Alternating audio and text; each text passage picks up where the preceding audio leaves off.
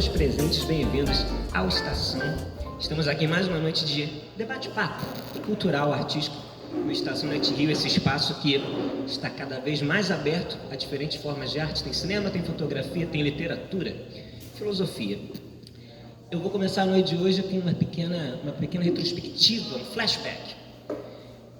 Por ali, por 2000, não lembro se foi no finalzinho de 2015 ou no finalzinho de 2016. Boa noite, meu nome é Caio Caiaço, tem isso, né, para começar. Olá. Em 2015 ou 16, comecinho, aquele moço que está ali sentado, Bernardo Lins, veio me vender uma rifa de um filme que estava sendo feito, filme independente, na PUC-Rio. Um jovem cineasta de 19 anos fazendo um longa-metragem independente entre amigos. Eu falei, caramba, eu sou mais velho, ainda não fiz uma longa-metragem. Aí apoiei, claro, comprei duas. O filme deu certo, aconteceu. Minha surpresa foi maior saber que logo depois ele emendou em outro longa-metragem, também entre amigos independentes. Então, é uma pessoa já veterana no cinema independente brasileiro.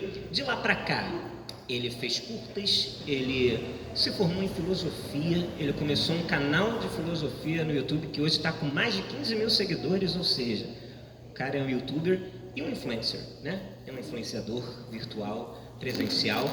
E aqui, hoje conosco, primeiro livro, primeiro lançamento literário. Então, para começar a noite e aquecer as mãos, eu já peço palmas sinceras e afetivas.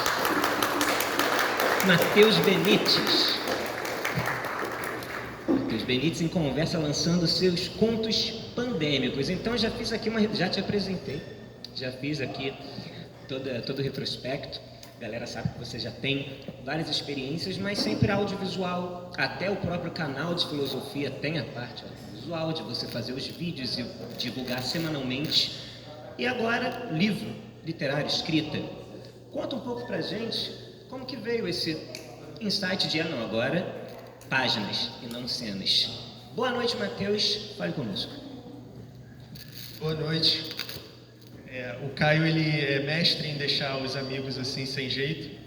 Eu vou aproveitar para introduzir ele também rapidinho. Esse rapaz aí, ele foi assistente de direção do Domingos Oliveira e discípulo, esse grande cineasta brasileiro. Já dirigiu diversos filmes também, exibiu um curta no Festival de Cannes, estudou cinema na Califórnia.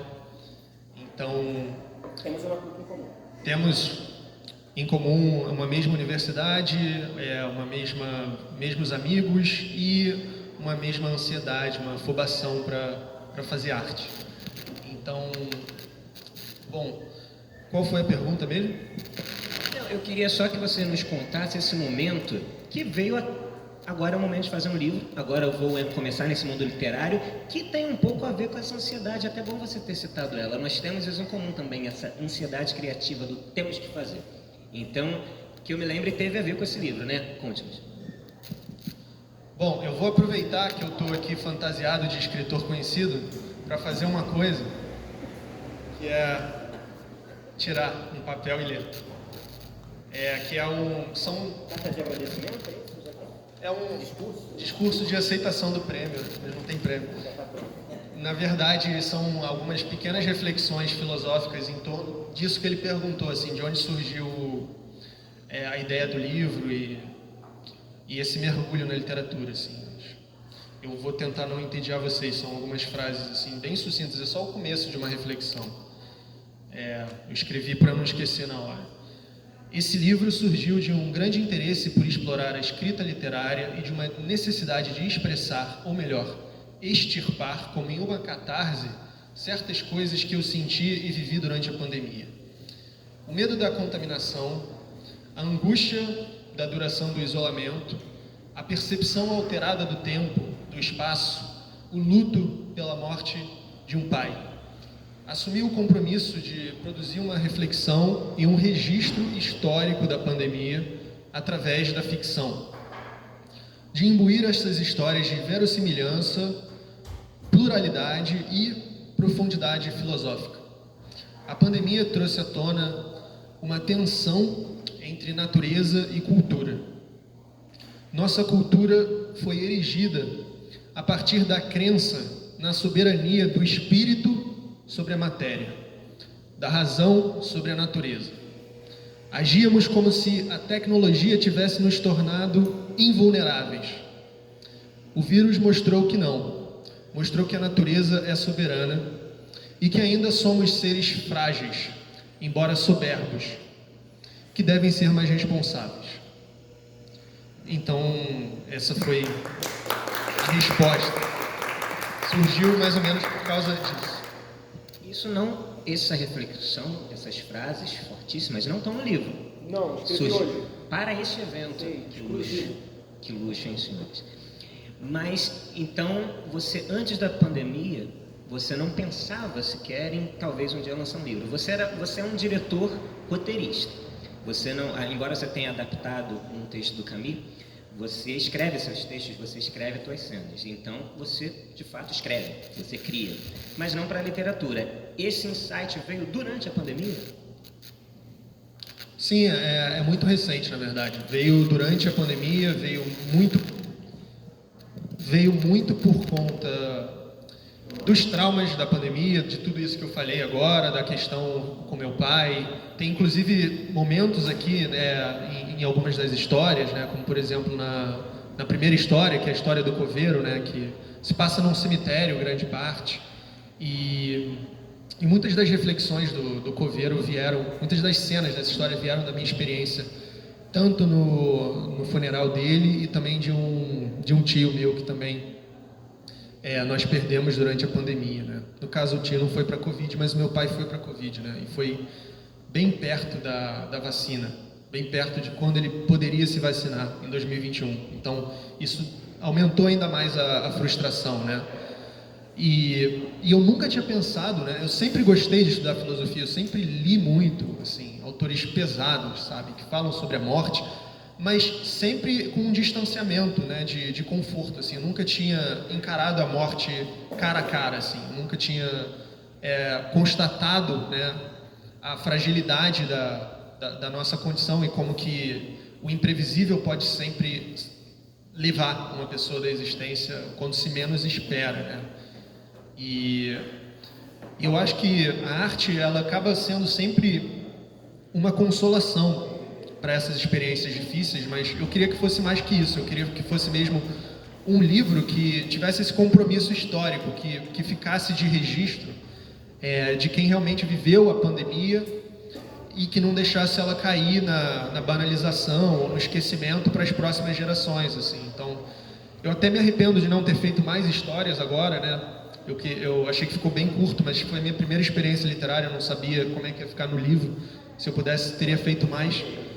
Mas eu acho que essas histórias, cada uma incorpora um pouco da experiência da pandemia no Brasil, assim, de diferentes perspectivas, né? Tem o coveiro, tem o entregador de comida, tem professores, tem, enfim, empresários, tem uma senhora idosa, suburbana. O entregador, né? Que é inclusive a história que eu queria ler aqui daqui a pouco, porque é a mais curtinha, né? Que se chama Sísifo Urbano, que tem uma ligação com o existencialismo, né? Eu estabeleço um diálogo com a obra do Albert Camus, que escreveu esse famoso ensaio, O Mito de Sísifo, né? Onde ele compara a condição humana a Sísifo, que foi um personagem da mitologia grega que carregava uma pedra até um topo da colina, que sempre caía, num trabalho infinito, né? De levar a pedra, buscar a pedra, que sempre tornava a cair. E ele traz uma reflexão de como a nossa vida é muito assim, né? Tudo é uma repetição, tudo tem um caráter arbitrário, né? A gente tem uma vontade de enxergar necessidade, sentido e propósito e predestinação nas coisas, e o universo é completamente indiferente a isso, né? Essa nossa vontade, isso que ele chamou de o sentimento do absurdo, né? Que é esse confronto, assim, entre o ser humano e a sua vida, né? Mas eu já estou me estendendo aqui, indo para a filosofia, que é sempre um risco em qualquer assunto, então vou me controlar. Todos aqui que te conhecem minimamente, estão começando a conhecer agora, sabem que uma hora cai na filosofia. Existe muita filosofia no livro, nas páginas, inclusive para quem ainda não leu, o livro está disponível ali na loja da Cavide, é só vocês garantirem lá e pegar aqui a assinatura do moço. Vou aproveitar que ele está passando correndo. Cavi Borges, aquele moço ali de regata, é um produtor cultural incansável que permite eventos como esse. Por favor, palmas para Cavi. Sempre que eu puder pedir palmas para Cavi, eu pedirei. Na presença dele ou não, aproveitei que ele passou correndo. ele mantém esse espaço movimentado com fotografia, com dança, com música, com o que for ligado à arte. O livro está ali na loja dele e depois pega uma assinatura desse moço daqui. Você fez uma ótima introdução para a leitura, mas vamos segurar para fechar bem com essa leitura. Uma coisa que eu não posso deixar de pensar, já fiz muitas curtas-metragens, fiz um longa documentário, mas sempre curtas, e você fez longas. Longas quer dizer que você explorou personagens por uma metragem maior. Você... Está tudo bem? Está. Você escolheu explorar personagens por um tempo maior, por mais páginas, por mais cenas. E aqui você escolhe o formato de contos. Contos que não apenas são contos fechadinhos, mas eles são fechados em suspensão. Eles realmente nos envolvem na vivência do personagem, na rotina do personagem, para então um corte filosófico. Como que surgiu esse formato na sua cabeça? Em que momento você, como aquele pintor que decide, não, agora acabou a pintura aqui, nessa pincelada? Como é que foi o processo desses contos de, ok, fluiu e aqui parou, vou para outro. Ah, aqui esse personagem, ok, pronto, até aqui não quero mais explorar. Como é que foi esse processo dos 6 contos? Você realmente decidiu, olha, esse termina aqui e são esses 6. Não vão ser 8 nem 10, são esses 6. Como é que foi esse processo? Então, a literatura é uma coisa muito nova na minha vida. Então, eu não tinha muita experiência assim de diferenciar, né, a literatura do cinema em termos de construção da história e tal. E eu só segui uma espécie de intuição, de gosto particular mesmo, que no estilo trazer uma certa objetividade para as histórias. Eu gosto de sentenças curtas, né? Tem escritores talentosíssimos que preferem de outra maneira, né? Como Saramago, mas eu gosto de sentenças curtas como se fosse uma escultura, né? Você está polindo ali a prosa e isso me atrai bastante, assim, né? A riqueza da linguagem e o quanto que a gente consegue dizer muito com pouco, né? O menos, eu gosto muito do menos é mais. E as pessoas que leram até agora, muitas delas falaram que as histórias realmente acabam num ápice. E que estavam esperando mais coisa depois, né? Mas isso, de certa forma, foi deliberado, porque eu achei que foi uma espécie de intuição, assim, a hora de acabar a história é quando o leitor está mais engajado, assim, e deixar ele continuar a história, de certa forma, pareceu para mim mais interessante, porque eu acho que é um fluxo, né? Tipo, as coisas não têm fim, na verdade, elas continuam, e eu acho que os fins que eu mais gosto como leitor, como espectador, costumam ser mais abertos, assim, dando uma amplitude maior para a pessoa completar. Apenas complementando, né, as coisas que a gente tem em comum, eu lancei ano passado também um livro de fotografias, que são contos urbanos, né? Esse esquema também de cada foto indica uma interpretação, um caminho narrativo diferente. A gente propõe e as pessoas completam. E é bonito essa coisa que a gente tem de, assim, é curioso que a gente tenha essa escolha de jogar para o público, né? A gente oferece, eu acredito que cada um que vai ler esse texto, os contos pandêmicos, cada um vai completar involuntariamente, vai completar da forma que bem preferir o destino daqueles personagens ou o dia seguinte daqueles personagens. E isso diz um pouco mais sobre o público do que sobre nós como criadores, né? Então, contem para ele, vocês que lerão o texto e as aventuras, desventuras dos personagens, contem para ele, que é sempre muito importante, né, a gente saber como é que está tocando, como é que está chegando nas pessoas. Você como eu disse, um roteirista, diretor, já fez filmes no plural, já fez curtas, já fez longas, apresenta agora os contos. Não passa pela cabeça adaptar nenhum para o cinema? Como é que esse controle de não, isso daqui é literatura, está ali fechado, ou você pensa em talvez desenvolver para filme algum deles? Não, já foram concebidas desde o começo como obras de literatura, né? Eu até brinco com amigos de cinema, tipo você, o Bernardo, né? Que na literatura o bom é que você não precisa filmar, você só escreve e está pronto. Você vai fazer um filme, né? Quem não é da área não tem muita noção do trabalho que mas é um perrengue astronômico, assim. Você tem que mobilizar pessoas, dinheiro, comida, locações, enfim. já tá me dando dor de cabeça só de pensar. Na literatura você fica no seu canto de escritor, pode escrever uma história em Marte, no espaço, pode botar o que você quiser na história, que não vai sair, né? Gigantescamente mais caro do que sairia com uma história normal, assim, que se passa em lugares banais, né? Então, esse é um grande trunfo da literatura que eu me acostumei bastante. E tem as suas próprias peculiaridades de linguagem, né? De você conseguir mergulhar no interior dos personagens, né? Você conseguir explorar com uma onisciência, assim, gigantesca e uma certa determinação, sabe? Do que está acontecendo ali naquele universo, né? Tipo, o que você escreve como narrador, eu escrevi em segunda pessoa, né? Mas eu gosto disso, de poder ser uma espécie de demiurgo, sabe? De criar esse mundo e jogar esse mundo para as outras pessoas, né? No cinema é um pouco mais complicado, mas eu também amo cinema, é só momentos diferentes. Aproveitar esse gancho do momentos diferentes, mas eu também amo cinema. Você obviamente ainda fará muitos filmes, mas pelo que eu te conheço, você foi mordido pela literatura, você gostou dessa experiência. Então você já tem novos processos engatados em literatura. Esse é um primeiro lançamento. Você já está com outros processos literários em mente? Sim, estou escrevendo um romance agora, né? Ainda não quero falar muita coisa sobre aquele suspense, né? Como se fosse uma coisa importante assim.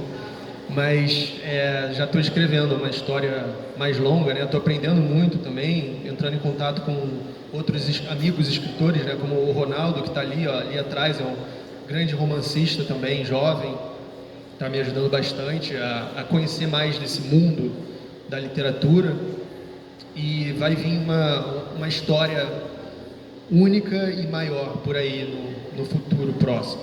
No universo pandêmico ou paralelo? Não, aí é outra coisa.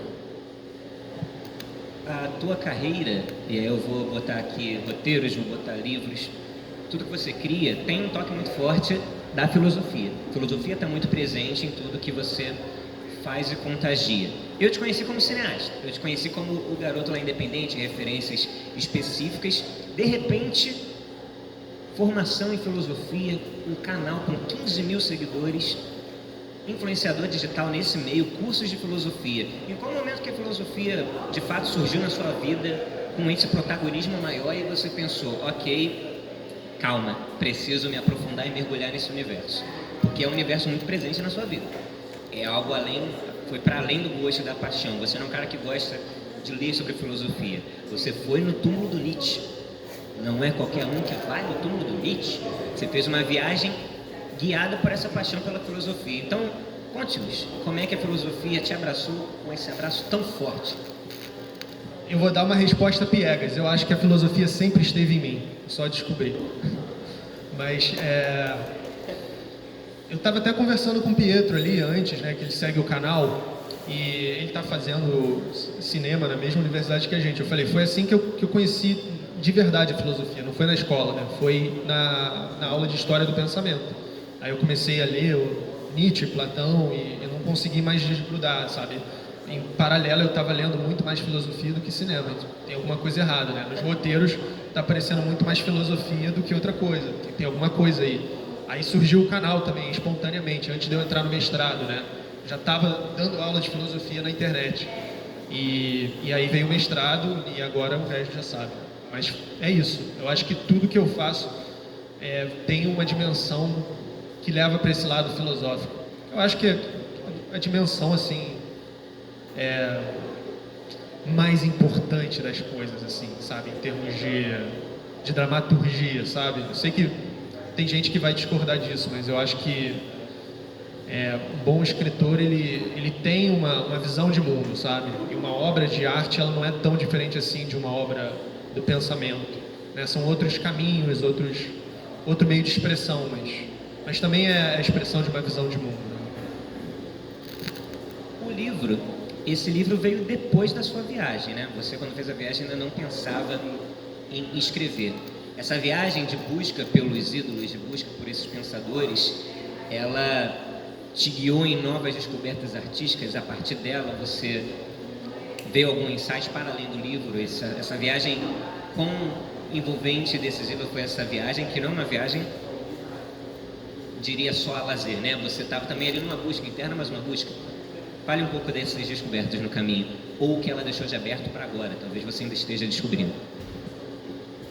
Cara, essa viagem, na verdade, não foi assim uma jornada filosófica. Foi, na verdade, uma Eurotrip, que eu me desviei da rota do meu amigo para ir nessas peregrinações filosóficas malucas, assim, tipo, pro interior da Alemanha visitar sozinho, visitar o túmulo do filósofo, sabe, que é lá no meio de um lugar que tá igual há 200 anos, que ninguém vai, né? O taxista até sabia que eu estava indo para lá, porque é a única coisa que tem.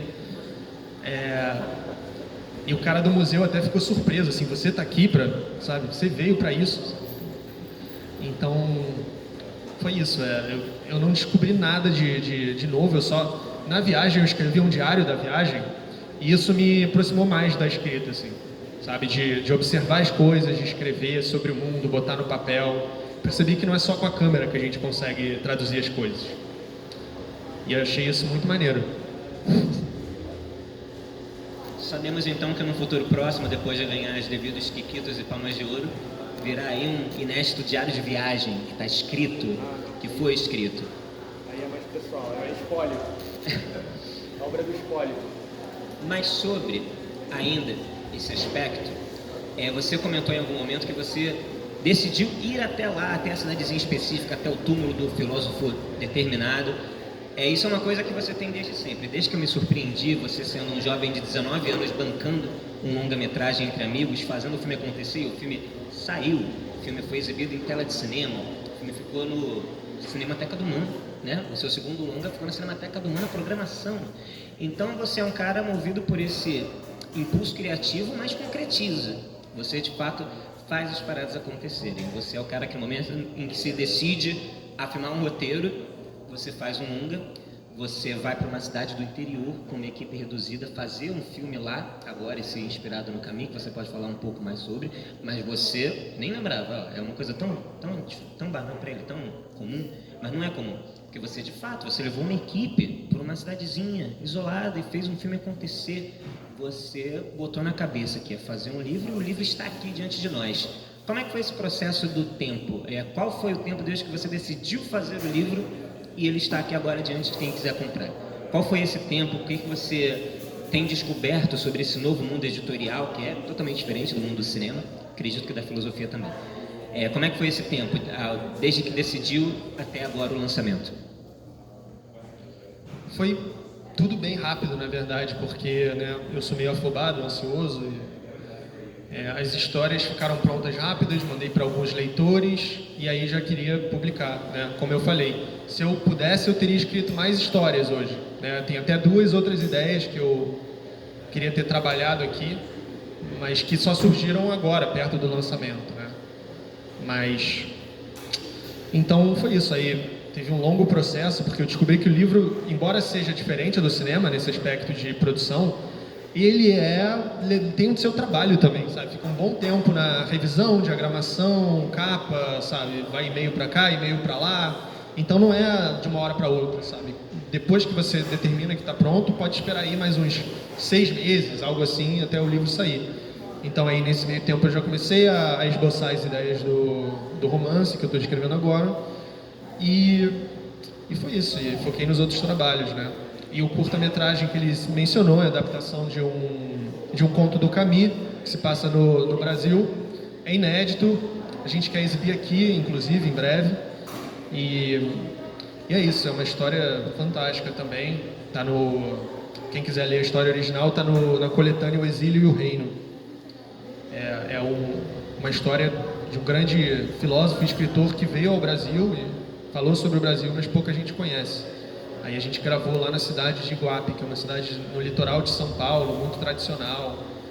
E tem um trailer no meu canal do YouTube, quem quiser assistir é só jogar a pedra que cresce.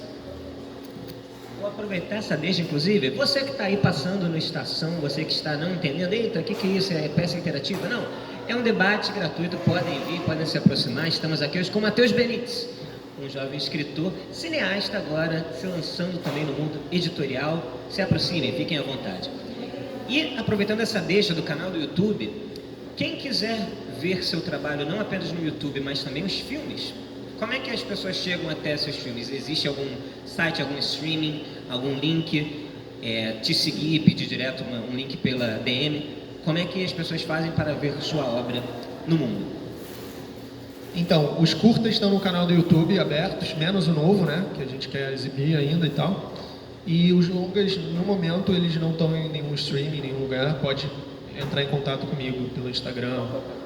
O canal é meu nome, Matheus Benites. É só jogar no Google, no YouTube, vai aparecer lá. Lembrando que isso aqui é um debate-papo, né? Estamos debatendo, mas também conversando. Então, se vocês tiverem alguma questão, algum comentário, por favor, fiquem... É só levantar a mão que eu levo o microfone para que todos sejam ouvidos. Se alguém tiver algum comentário, a qualquer momento estou de olho em vocês. Pergunta. Alguém tem algum comentário? Uma pergunta? Alguém aqui? Quem já leu o livro aqui? Que luxo, estou nesse grupo. Estou nesse grupo de pessoas. Estamos no lançamento. Lembrando que o livro está disponível ali na loja. Quando vocês, depois que comprarem, nós teremos as assinaturas aqui de moço Matheus Benites. Você é um cara do cinema. Você trabalha com imagem. Como é que surgiu essa capa? Você que sugeriu, você que pediu, você que entregou? Porque é um convite, né? É como se fosse o pôster do filme. Como é que essa capa surgiu na sua cabeça e como é que foi o processo de concretizá-la? A capa é a referência à primeira história, que é a história do coveiro erudito, né? Isso foi uma reportagem que eu li em algum site assim que apareceu no meu feed, que tinha um coveiro que estudava filosofia. Acho que em São Paulo isso. Aí essa ideia ficou na minha cabeça. Aí eu achei que tinha tudo a ver com a pandemia, assim. Aí eu pensei em contar uma história sobre um coveiro que, para ele, a morte já é tão cotidiano que ele tem uma espécie de relação diferente com tudo que está acontecendo, né? E ele consegue ter uma experiência de sentido que as outras pessoas não têm por causa disso, durante a pandemia, né? Tem um filósofo, né, o Martin Heidegger, da fenomenologia, ele falava que é a morte que dá sentido para a vida, de certa forma, porque é a nossa noção de finitude. A gente sabe que a gente vai morrer, então a gente tem aí um norte para escolher o tipo de vida que a gente quer viver, né, de construir uma existência autêntica. E aí, muitos filósofos falam sobre a morte, aí eu pensei no coveiro, estando em diálogos com eles, né, durante a história, né, tanto Heidegger quanto Epicuro, Sócrates, filósofos que eu li no funeral do meu pai, inclusive, né? Na Apologia de Sócrates, de Platão, Sócrates tem um raciocínio muito interessante, né, que ele fala que ele foi condenado à morte para beber cicuta. E aí ele fala com total serenidade diante da morte, assim: olha, só duas coisas podem acontecer, tá? Ou eu vou para uma espécie de sono sem sonhos, que não é ruim, eu só não vou ser, ou então tem a imortalidade da alma. E aí, como eu sou uma pessoa boa, né? Porque para ele a ética, a virtude é uma só, é a retidão. Então é algo conquistável, né? Como eu conquistei isso, eu vou ser recompensado. Então não tem nada a temer, né?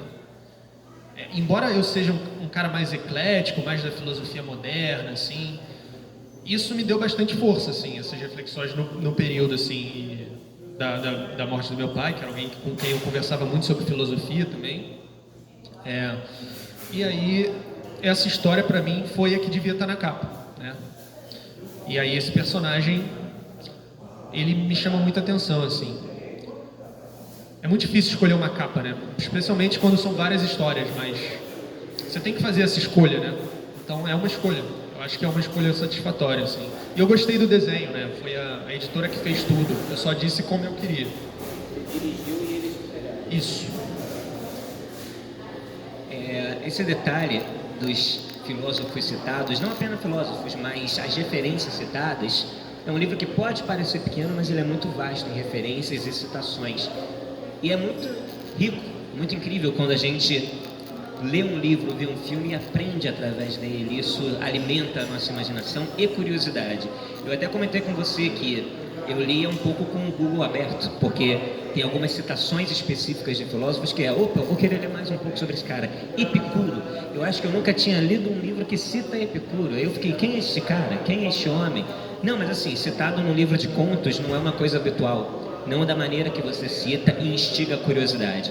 Inclusive tem um trecho muito rico, muito interessante, em que você cita um artista medieval, Bosch, que eu fiquei, da maneira como ele é introduzido e descrito, eu fiquei extremamente curioso a abrir o Google e ver quem é esse cara. Claro, eu vi as imagens, reconheci, mas me levou a esse movimento. Não é um livro que você apenas lê, ele dá um jeito de te acompanhar. As histórias e narrativas acabam, mas os personagens continuam. Isso é muito rico. Então, que venham outros lançamentos, que venham outros livros. Como você disse, são frases muito marcantes, frases diretas, que nos impactam nessa secura, né? É uma porrada direta. E o Sísifo Urbano resume muito bem isso. É uma coleção de frases e reflexões muito forte. E ele é o texto que você quer ler, é isso? Você quer ler na íntegra. Teremos aqui uma leitura, então, exclusiva com o autor. Peço que você pegue um daqueles livros, porque esse daqui fica aqui. Para quem estiver chegando, ver. Então, você quer ler aqui mesmo? Você quer levantar? Você quer... Tá tranquilo? Então, vamos agora à leitura, então, de um dos contos pandêmicos. São 6. Em breve virão mais, não pandêmicos, mas novos contos, por Matheus Benites. Estamos aqui testemunhando um novo início, um novo ciclo que começa. Então, vamos à leitura de Sísifo Urbano. Então, eu vou fazer essa leitura do conto agora e depois a gente começa as assinaturas, né? O livro está disponível lá na livraria. E para quem está chegando agora, né? Eu sou um autor novo, são histórias da pandemia. E eu vou ler então a que eu escolhi para esse evento aqui de lançamento do livro, que é a mais curtinha, mas não menos densa, não menos profunda, né? Vamos nessa então.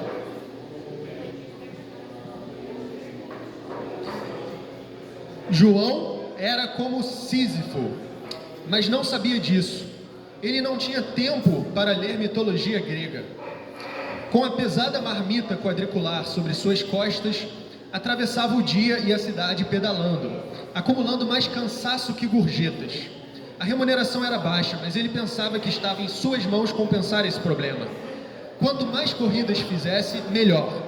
Em um intervalo de meia hora, esteve no Leme, no Leblon, no Flamengo. Em um dia, percorria toda a zona sul do Rio umas 3 vezes. Enfrentava os mais diversos desaforos.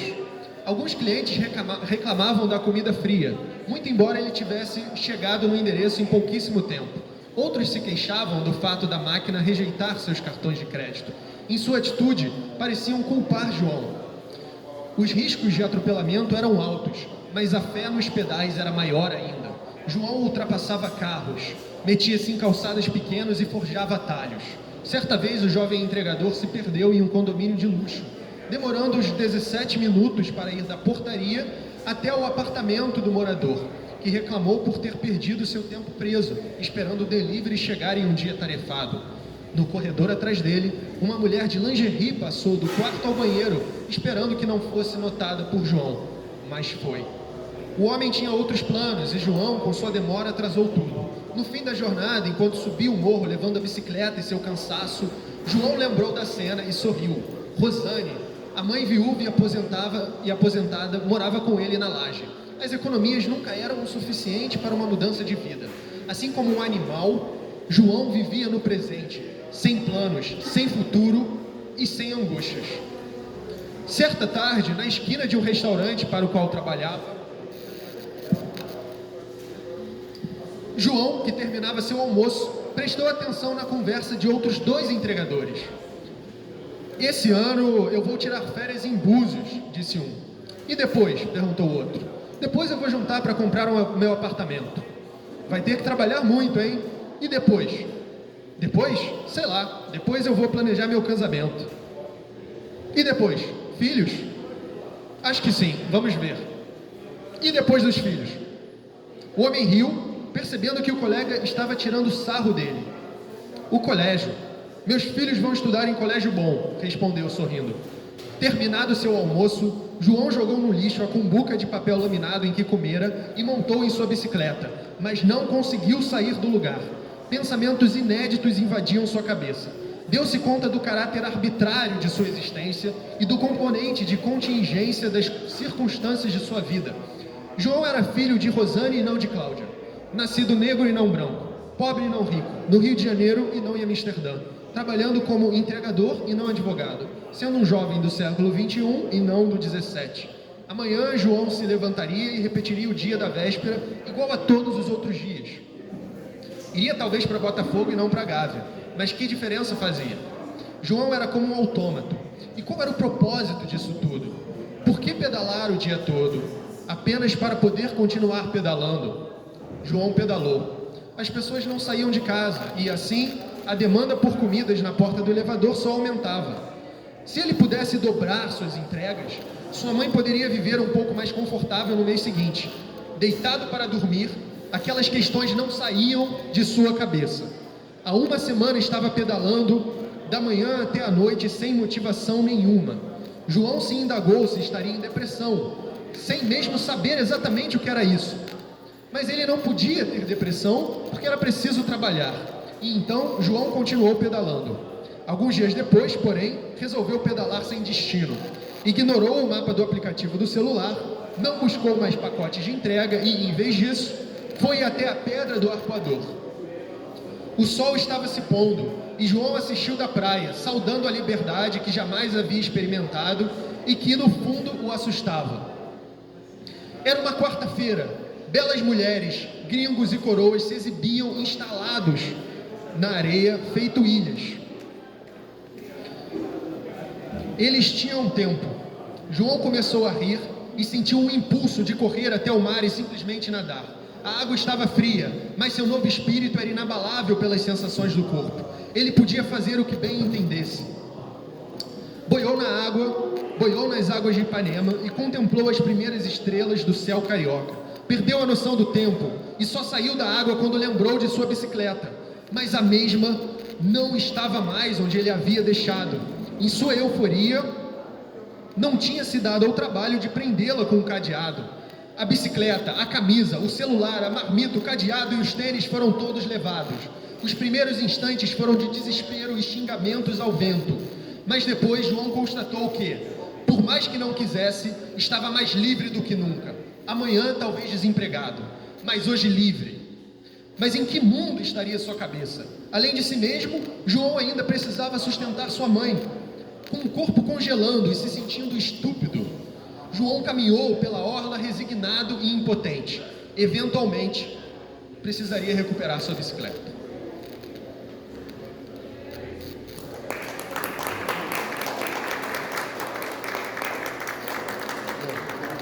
E quando menos esperamos, vem uma citação, a vitória desci que os ladrões de bicicleta, o cara ali tá tudo no inconsciente.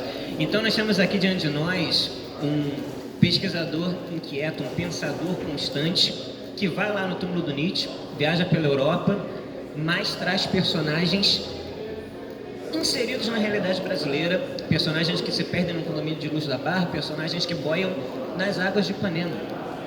Temos personagens que realmente vivem a realidade do nosso país, com todos esses ecos de Epicuro, Nietzsche ao fundo, mas brasileiros como seu autor. Temos aqui diante de nós não apenas um cineasta, não apenas um filósofo, não apenas um influenciador, mas temos não apenas um escritor, mas um artista brasileiro, moço Matheus Benites. Queria então perguntar para vocês agora algum comentário, alguma pergunta, aproveitando a presença do homem aqui. Alguém tem algum comentário, alguma pergunta que queira fazer para a gente abrir esse papo, para a gente abrir essa conversa? Dole uma. Dole duas. Temos ali uma pergunta. Vamos ver se o microfone chega. Você pode vir aqui rapidamente, que a gente faz mais participação. Boa noite. Boa noite. Eu tenho duas perguntas. No início, vocês frisaram muito assim sobre a interpretação que o leitor vai ter depois, né? Para dar um retorno a vocês depois. Eu queria saber se você, sei lá, se inspirou muito naquele célebre ensaio do Barthes, A Morte do Autor, do Barthes, A Morte do Autor, onde ele dá um valor maior à interpretação do leitor, né? E a segunda pergunta queria saber se existe algum ponto, algum tema, algum tópico central assim que você usa para traçar todos os pontos, sei lá, morte, saudade, alguma coisa assim. Você pode só trazer um pouquinho, caso alguém não tenha ouvido a pergunta, você pode só trazer, enquanto vai respondendo, os pontos que ele questionou. Qual é o seu nome? Júlio? O Júlio perguntou se eu, nos contos, trouxe uma referência, né, acadêmica, que é o Roland Barthes, sobre uma teoria, né, literária relacionada à morte do autor, né, que permite o leitor ter sua própria interpretação e tal. E também se tem um tema específico que perpassa todas as histórias, né? Então, sobre a primeira pergunta, não foi uma referência para mim. Eu sou familiarizado, mas como eu falei, eu estou começando agora na literatura e eu fiz uma coisa mais própria, sabe? Essa coisa de deixar pro leitor continuar e interpretar e terminar no ápice é uma preferência de estilo minha. E com relação à segunda pergunta, eu pensei se eu devia elencar um tema para fazer todas as histórias se reportarem a ele, né? Mas como a pandemia afetou a gente em aspectos tão diferentes, como o luto, a angústia, o medo de ser contaminado, a percepção diferente do espaço, do tempo, os relacionamentos interpessoais, eu não encontrei um elo que não fosse a própria pandemia. Então, o tema da morte, ele é bem presente em vários, porque eu acho que é muito presente em histórias de peste, de pandemia, né? Como o ensaio de cegueira do Saramago, ou a peste do Camus, né? Eu estabeleço um diálogo com esse pessoal, assim como com o Ladrão de Bicicleta, né? Que foi a grande referência para o final, muito deliberada. E é isso, então. Não tem um tema que perpassa todos que não seja a própria pandemia, né? Que eu acho que foi a minha grande âncora desse projeto. Contos pandêmicos. Mais algum comentário? Pode ser comentário também, mas algum comentário, pergunta, não sejam tímidos, essa timidez vai embora durante os autógrafos. Você pode... Só pra... Olá. Eu gostaria de saber se quando você terminou de escrever as histórias, você pensou no final para elas. Não escreveu, mas pensou qual seria o final do João, sabe? Que você, ao terminar a história, não escreveu, mas pensou o que poderia acontecer depois. Essa é a minha dúvida. Não só nessa história, mas todas as histórias. Muito obrigado, ótima pergunta. Então, o Léo perguntou se eu pensei num final para as histórias para além de quando eu decidi terminá-las, né? E não, nesse momento eu sempre deixo assim aberto, sabe? Tem coisas que eu posso especular agora, o que aconteceu com o João depois, né? Provavelmente ele continuou a sua vida repetitiva, né? Porque ele não tem escape disso, né? O escape existencialista dele na praia de Ipanema dura algumas horas. Então, não, isso fica para a especulação do leitor mesmo. Quando eu termino uma história, eu já vou para outra. E esse é o meu foco a partir de então. Algum comentário? Tem aqui. Bem-vindo. Boa noite, Matheus. Prazer de estar aqui com você, que eu conheci, como falei, pequenininho, né? Então, prazer ver um homem formado e já estabelecendo uma conexão tão boa com a cultura e com a arte. E como eu sou um leitor muito assíduo de contos, queria saber se você tem alguma referência de contos que levou você a escrever esse livro. Obrigado. Obrigado, hein? Maravilha. Eu tenho algumas referências de autores que escrevem contos, né, que influenciam muito o meu gosto e estilo, né? O próprio Albert Camus é uma grande referência temática pela filosofia e pela objetividade da escrita dele.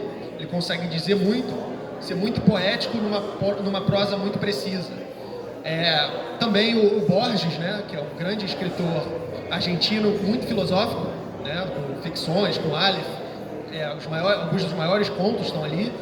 E um escritor americano chamado Raymond Carver, que escreveu alguns livros muito famosos pelos contos, né? Como Iniciantes, em que ele tem isso de cada frase ser muito curtinha e precisa, né? E aí ele vai tecendo uma prosa muito elegante com isso. É muito cinematográfico, inclusive. Inspirou o Robert Altman e o Shortcuts e a adaptação do Carver, né? Então, vale muito a pena conhecer. É uma grande referência para mim. Se chama Raymond Carver. E essas foram as minhas principais referências, assim. Brasileiros eu gosto muito do Machado, né? Gosto da Clarice, mas eu não puxei tanto deles assim para, né? Não é tão parecido, talvez um pouco mais com a Clarice. Algum comentário, alguma pergunta, alguma interação? Bem, então eu peço que vocês continuem atentos e de olho nesse moço aqui do lado, que já anunciou que seu primeiro lançamento literário. Isso quer dizer que virão outros lançamentos literários, mas também tem filme para lançar. Provavelmente aqui no Estação, em breve, teremos uma exibição inaugural do A Pedra que Cresce. Vai crescer também nossa admiração por esse moço. Peço também novamente que vocês fiquem atentos na programação do Estação, que está cada vez mais se tornando um espaço das artes. É um cinema, mas tem literatura, tem peça. Aqui no saguão tem uma peça todo sábado chamada Maia. Todo sábado de noite acontece aqui onde estamos uma peça interagindo com o espaço. Ali subindo aquelas escadinhas ao fundo, tem uma exposição de fotos aberta ao público durante o mês inteiro. Vocês podem subir lá e dar uma olhada, também divulgarem. A loja do Cavi, como eu já falei, tem muitos livros de autores novos, autores que estão fazendo lançamentos aqui. Tá o meu ali, tá o do Matheus agora. Então sempre que vocês quiserem, por mais que seja difícil encontrar às vezes em livrarias tradicionais de rede, né, de grandes franquias, ali na loja do Cavi vocês encontram lançamentos independentes, lançamentos de autores inquietos, autores novos que estão começando. Isso está tudo na programação da Estação, Instagram, Facebook, aqui em cada um de nós. Queria pedir, claro, uma salva de palmas para esse moço aqui do lado, que já está vestido e trajado como grande autor, criador que é. E agora o momento que todos querem, que todos esperam, falando, mas todo mundo quer um autógrafo, todo mundo quer a assinatura dele. Então, vamos a elas. Quando vocês quiserem agora fazer aqui uma fila marota que o moço vai assinar e saudar. E o livro está lá.